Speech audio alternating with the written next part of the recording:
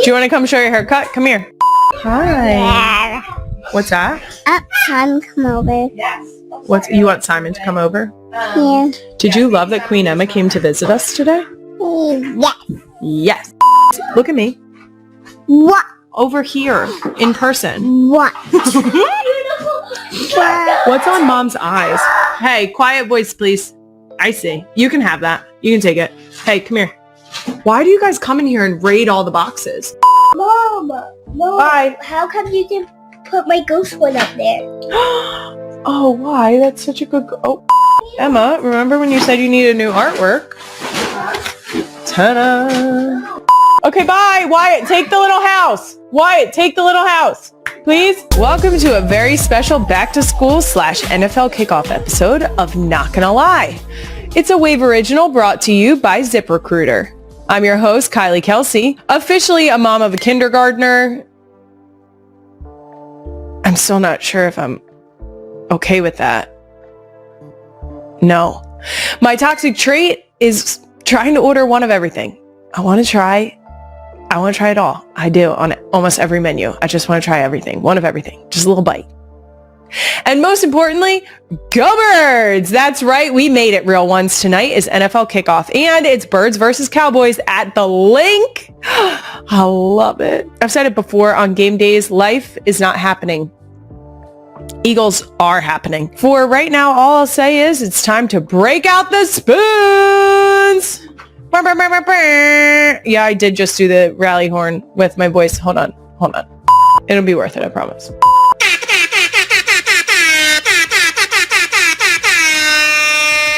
Could Brad just add that in post? Yes. Is it better off my phone? Also, yes. For anyone new to the show that has no idea what this means, it means that football season is upon us, and you can't be a jinx. So you gotta knock on wood sometimes.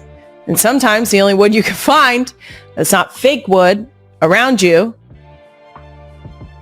We found out the hard way one day during a record that desk is not real wood. When you hear knocking, it's because I have to. Fuck, that's not real wood. So might have to knock on her today. Coming up on today's back to school / NFL kickoff special, you're going to get my second ever solo episode. I'm so sorry for you. That's right. Unfortunately, you're stuck with just me for the next 48 minutes as I try to work through the emotions of Wyatt starting kindergarten and my favorite team playing our nemesis in real time. It's not going great. Queen Emma, are you sure this is a good idea? So if I can actually focus,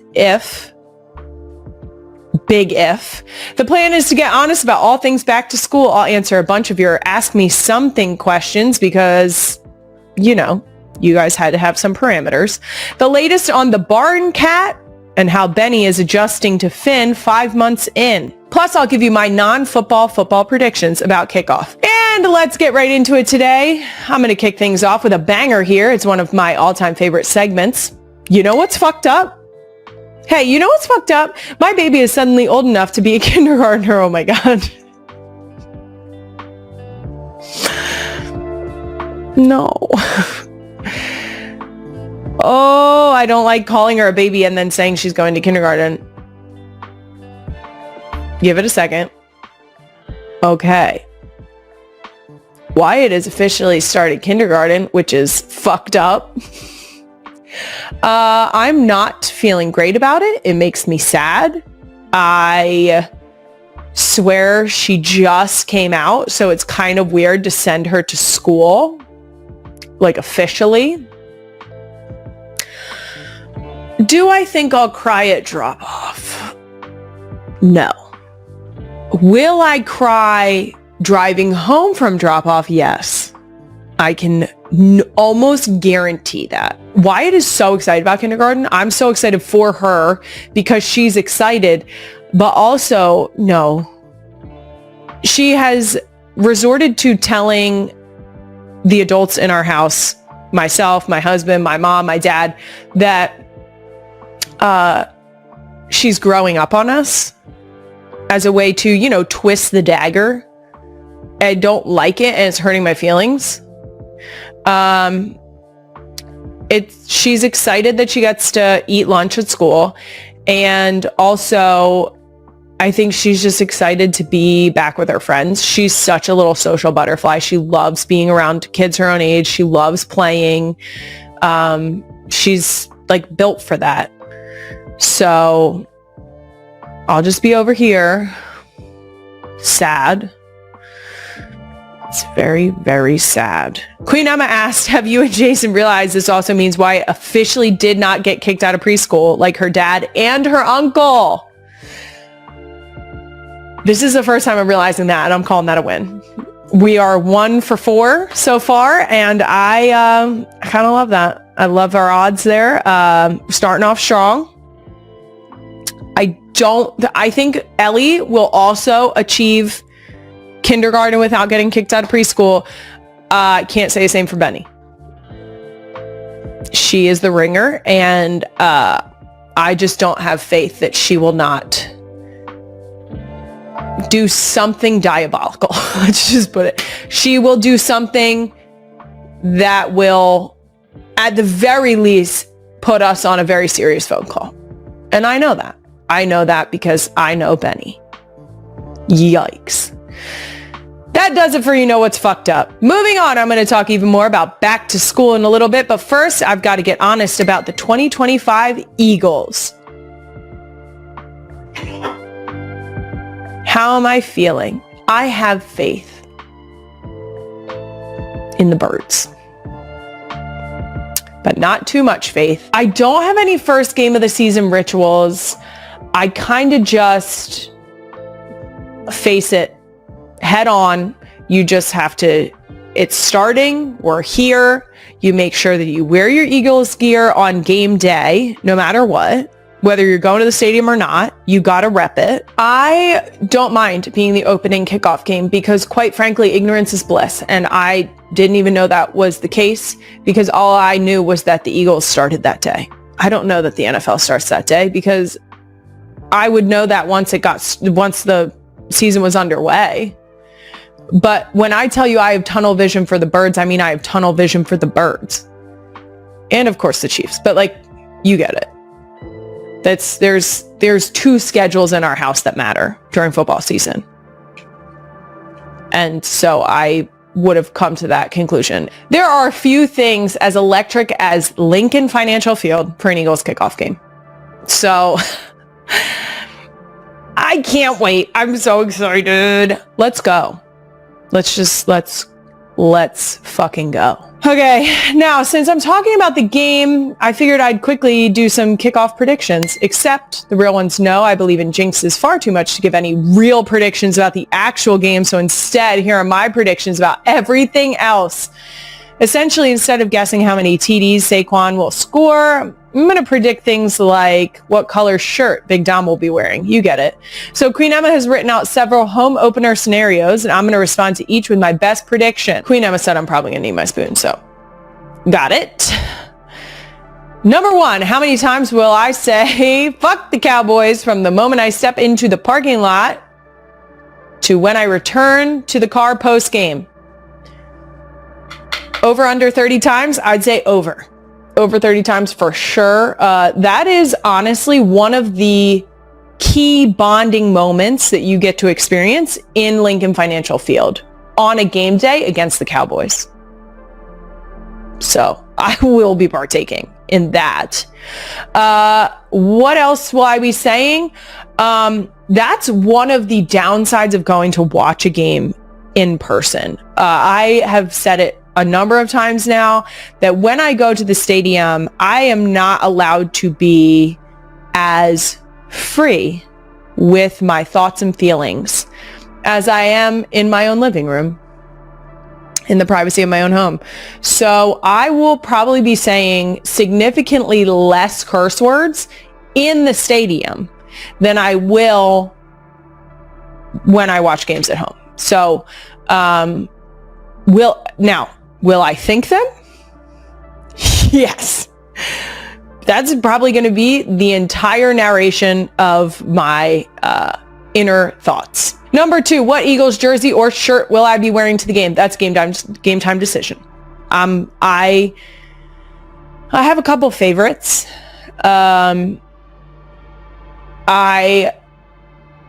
Oh God, this is where I get into like now that I'm thinking about it, I'm like, my superstitions are starting to rage. I can wear either Kelly or Midnight Green. I also have some black Eagles shirts. I have to have at least one of the new Eagles head logo, not the old school eagle, although that is my favorite Eagles logo, is the old school eagle. I have to have at least one newer eagle head somewhere on my person. Why? Couldn't fucking tell you. Number 3, how many minutes after I walk into the link will I be holding a container of Chicky and Pete's crab fries? I see. It depends, because if I go with Jason, it takes us a lot longer to get to our destination. So I would say minimum 10 minutes, maximum 30. Fun fact, I say no cheese. There's a cheese sauce. It's phenomenal. It's so delicious. But I don't want it in the stadium for some reason. I just want the fries. God, I'm excited for those fries. They're so good. Number 4, if the broadcast cuts to Jason, will you be next to him or hiding in a corner somewhere? You already know the answer to this.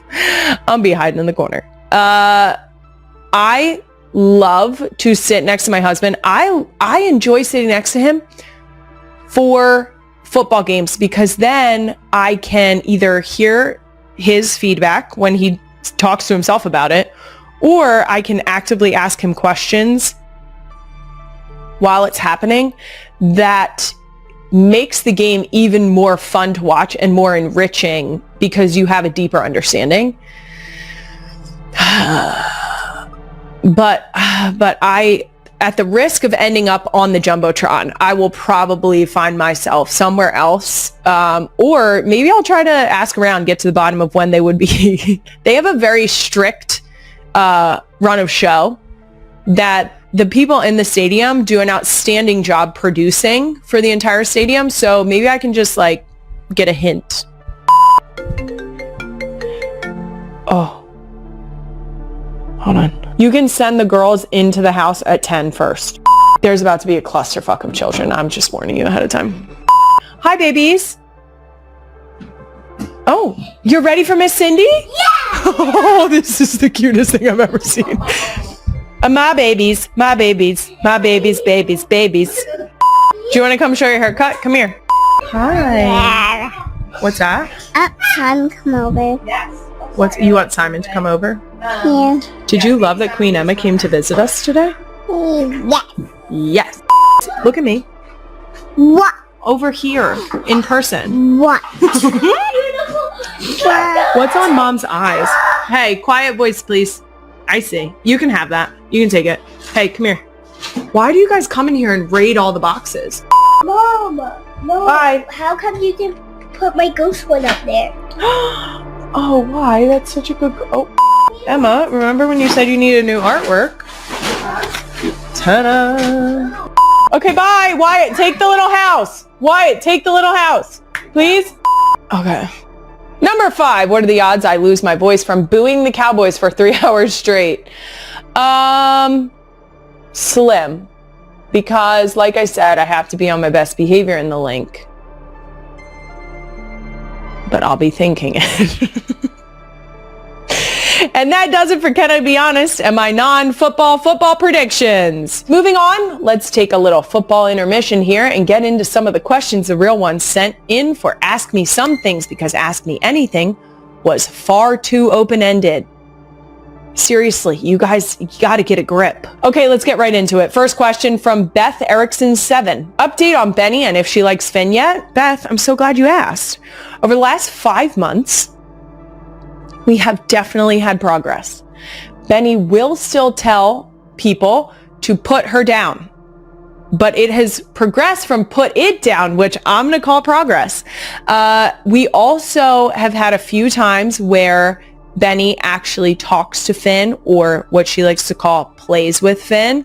I don't necessarily know if I would classify it as playing, but she's trying her best and she is engaging in positive interactions.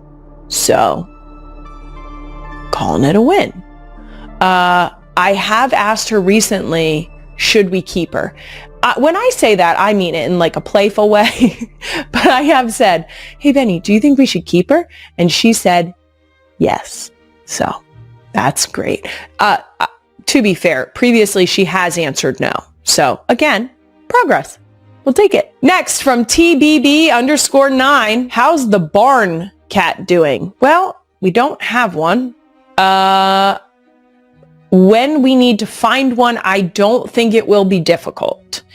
I think that at some point we can venture our way out to Lancaster County and drive around for a little bit and find a house that has a sign that says kittens, usually painted on an old piece of wood. And then we can just roll up. Those are not, they're probably not well socialized kittens. So that will be our barn cat opportunity. I'm a big proponent of going to the PSPCA and snatching one of those cats up. But I think, again, typically those are going to be the cats that are more, they're destined to be an indoor cat. They've probably lived a couple lives before they ended up there.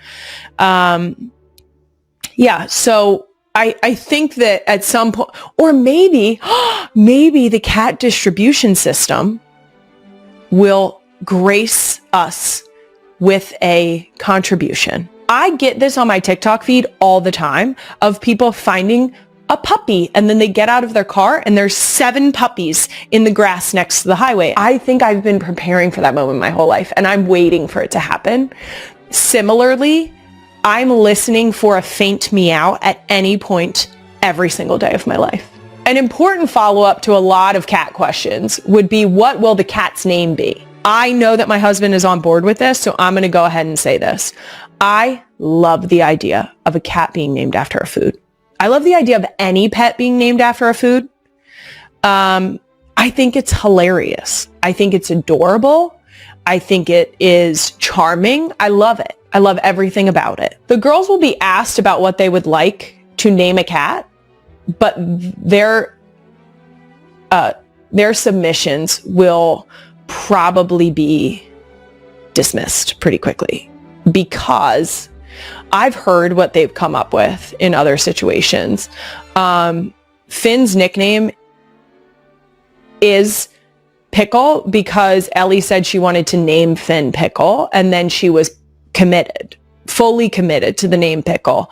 So if they wanted to name a tiny human Pickle, actually Pickles would be a great name for a cat. So maybe I'll go to Ellie for this one. Maybe I'll pretend that they're naming a human and they'll give me a better cat name. If I ask them for a name for a cat, they're going to tell me Sheila.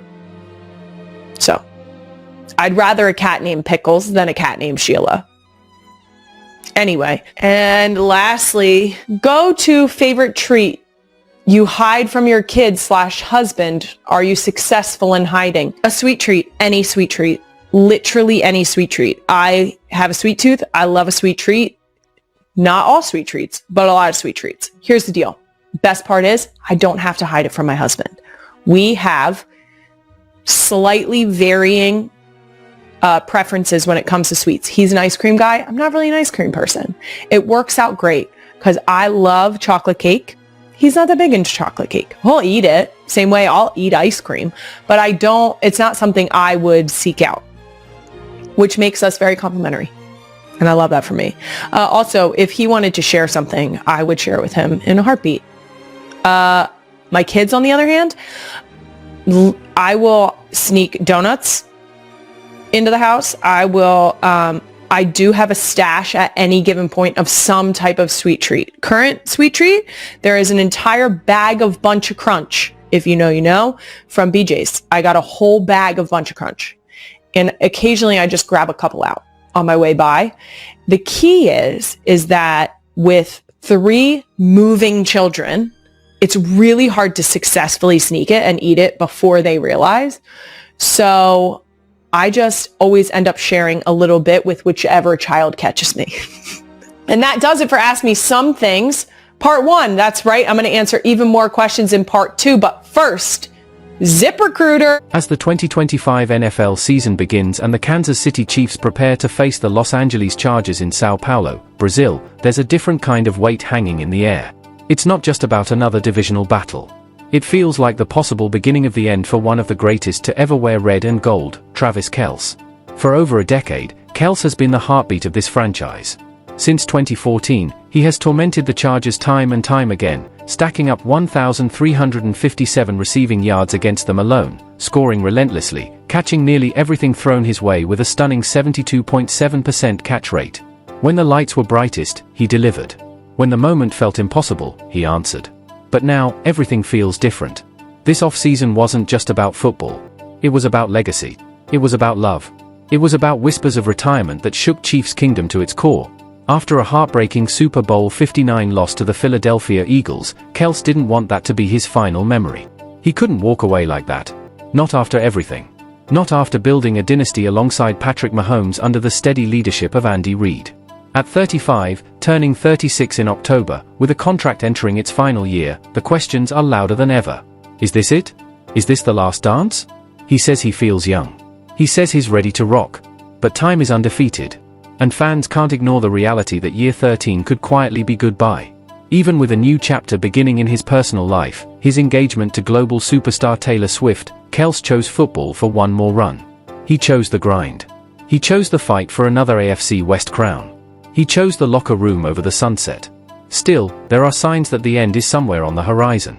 He's already ruled out playing flag football in the 2028 Summer Olympics, joking he'd rather be the water boy just to grab a gold medal. It was funny, but it felt symbolic. A subtle reminder that even legends eventually step aside. Friday's whistle won't just signal the start of another season. It may signal the final chapter of a Hall of Fame career. And when Kelce runs onto that field in Brazil, Chiefs fans won't just be watching a game. They'll be watching every route, every catch, every celebration like it could be the last.